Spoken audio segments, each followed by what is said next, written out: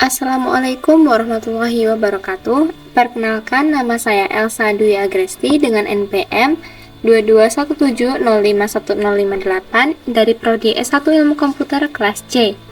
Di sini saya akan membuat video mengenai reduksi DFA sebagai pemenuhan dari tugas teori bahasa dan automata yang diampu oleh Bapak Feby Eka Febriansyah. Oke, baik, kita akan langsung ke materinya mengenai reduksi DFA. Pengertian dari reduksi DFA sendiri merupakan pengurangan jumlah state dari suatu DFA tanpa mengurangi kemampuannya untuk mengenali suatu bahasa. Yang selanjutnya itu ada prinsip reduksi DFA. Prinsip yang pertama yaitu menggabungkan beberapa state menjadi satu. Yang kedua, memisahkan state yang dapat dibedakan atau disebut dengan distinguishable dengan yang tidak dapat dibedakan atau indistinguishable. Nah, untuk membedakan apa itu distinguishable dan indistinguishable, di sini kita misalkan himpunan P dan Q adalah pasangan state dan A adalah inputan. Untuk distinguishable, syaratnya adalah P tidak termasuk state final dan Q termasuk state final atau sebaliknya.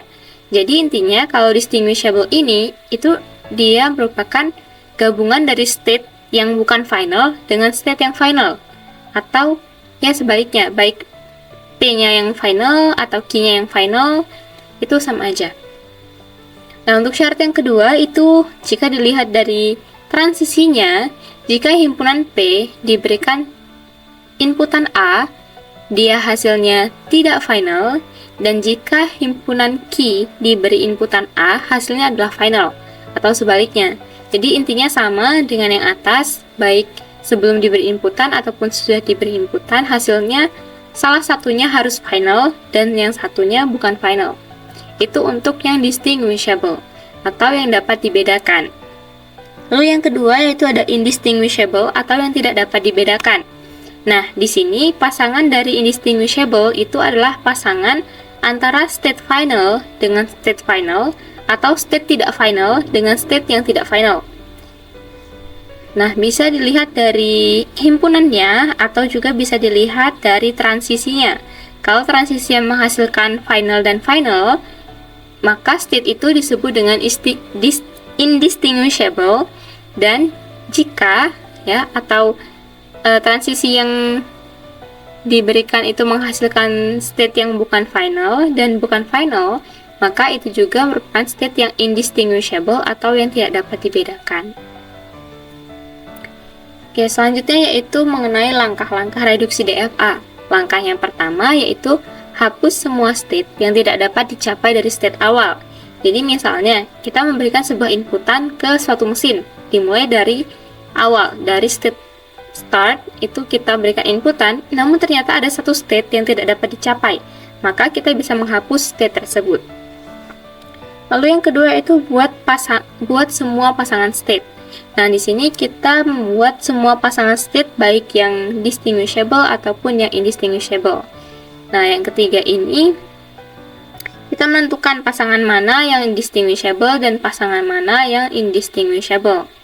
Lalu yang keempat yaitu pisahkan state-state yang distinguishable dan indistinguishable.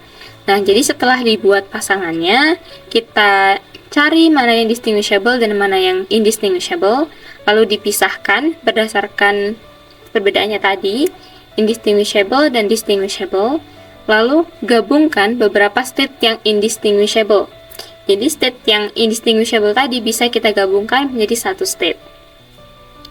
Lalu yang selanjutnya, yang terakhir, itu kita sesuaikan transisinya.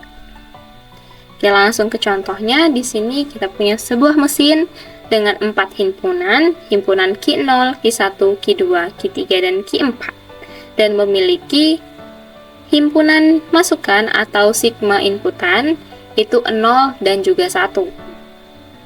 Oke, yang pertama kita bakal cek dulu nih, apakah semua state itu bisa dicapai atau enggak. Nah, kita bisa mulai dari Q0. Kita lihat dari Q0 sebagai start. Bila dimasukkan inputan, Q1 berhasil dicapai, Q4 juga berhasil dicapai. Kita lihat Q3 berhasil dicapai, lalu Q2 juga berhasil dicapai. Jadi bisa diambil kesimpulan bahwa semua state dapat dicapai dari state awal, sehingga tidak ada state yang perlu dihilangkan. Oke, yang kedua yaitu kita cari pasangan state-nya. Di sini yang pertama kita akan cari pasangan state yang distinguishable. Nah, untuk syaratnya adalah P tidak termasuk final dan Q termasuk final. Nah, di sini kita punya 5 state.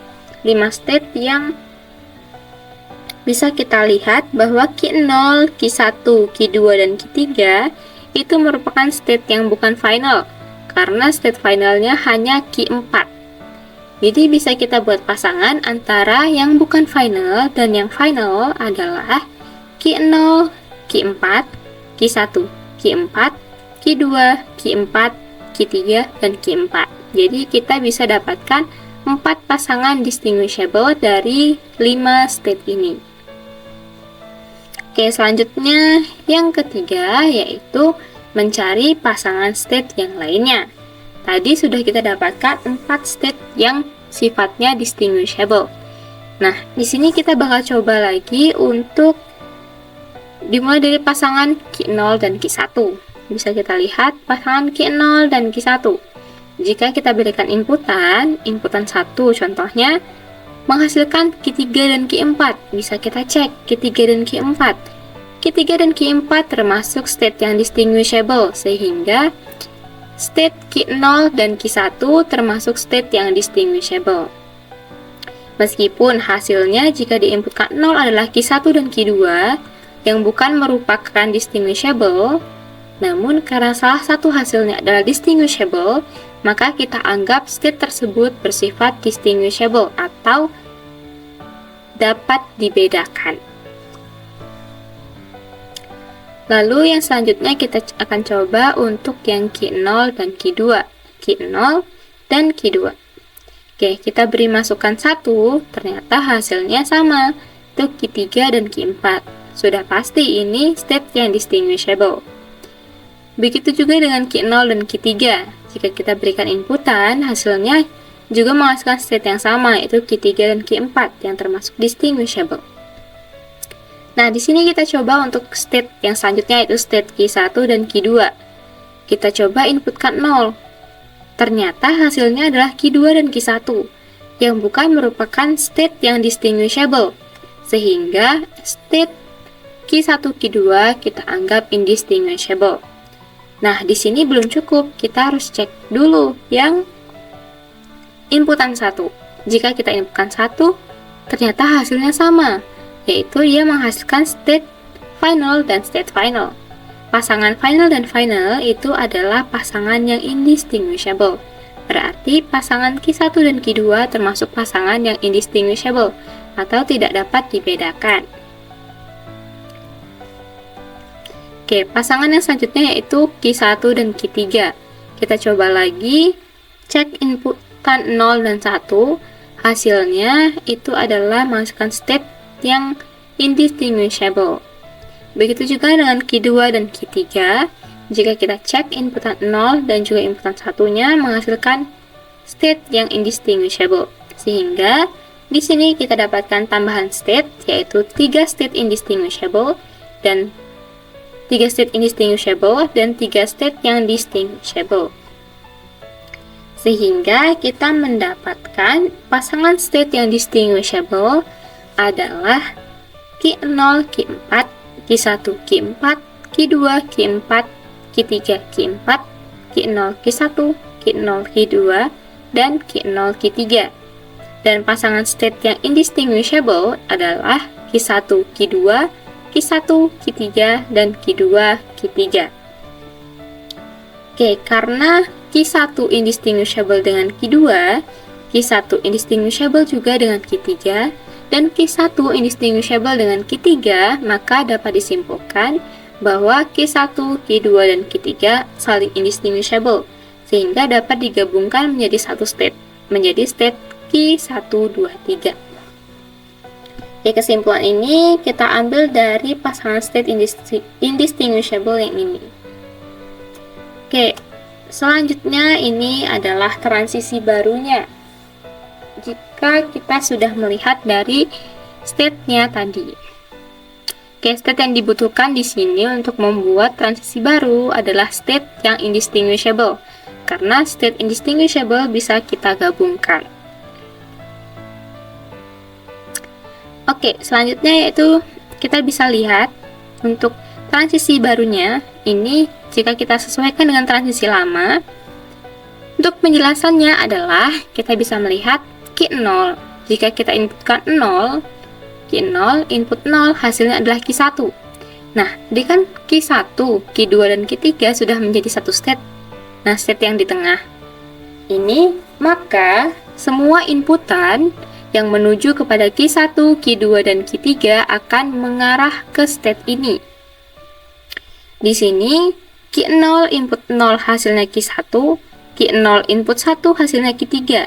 Q1 dan Q3 berada dalam satu state, sehingga inputan dari Q0 menuju state ini yang berisi state 1, 2, 3 adalah 0,1. Lalu di sini ada inputan 0 yang kembali kepada dirinya sendiri. Coba kita cek di tabelnya. Kita cek untuk himpunan Q1 atau state Q1, jika kita inputkan 0, hasilnya adalah Q2. Q2 berada satu tempat dengan Q1, sehingga dia kembali ke dirinya sendiri. Kita cek lagi Q2. Q2, kita memberi masukan inputan 0, maka hasilnya adalah Q1. Maka dia kembali ke dirinya sendiri, karena berada dalam satu state. Lalu kita cek Q3. Q3 kita inputkan 0, maka hasilnya adalah Q2. Nah, karena hasilnya adalah Q2, maka dia akan kembali ke dirinya sendiri lagi. Oke, selanjutnya dari Q1, 2, 3. Jika kita berikan inputan 1, hasilnya adalah Q4. Semuanya Q4, kecuali Q0. Q0 kan berada di tempat sendiri. Nah, jadi karena hasil dari Q1, Q2, Q3 jika diinputkan 1 hasilnya Q4, maka dari Q1, 2, 3 menuju Q4 kita beri inputan 1. Oke. Nah, di sini bisa kita lihat ya perbedaan antara DFA sebelum direduksi dan setelah direduksi. DFA yang setelah direduksi terlihat lebih sederhana atau terlihat lebih simpel. Nah, di sini bisa kita lihat lagi ya, karena di gambar yang sebelumnya ini belum ada, mungkin teman-teman juga bingung. Nah, di sini setelah direduksi tadi dari gambar yang ini, kita bisa ubah ke gambar yang ini. Nah, di sini tadi Q1, 2, 3 kita ubah menjadi Q1. Jadi, DFA setelah direduksi kita memiliki Q0, Q1, dan Q2. Nah, tabel transisinya adalah seperti ini. Dari Q0 menuju Q1 terdapat inputan 0,1, dan dari Q1 ke dirinya terdapat inputan 0, Q1 ke Q2 terdapat inputan 1, dan Q2 ke dirinya sendiri terdapat inputan 0,1. Oke, mungkin sekian penjelasan mengenai reduksi DFA yang dapat saya sampaikan. Kurang lebihnya saya mohon maaf, saya akhiri. Wassalamualaikum warahmatullahi wabarakatuh.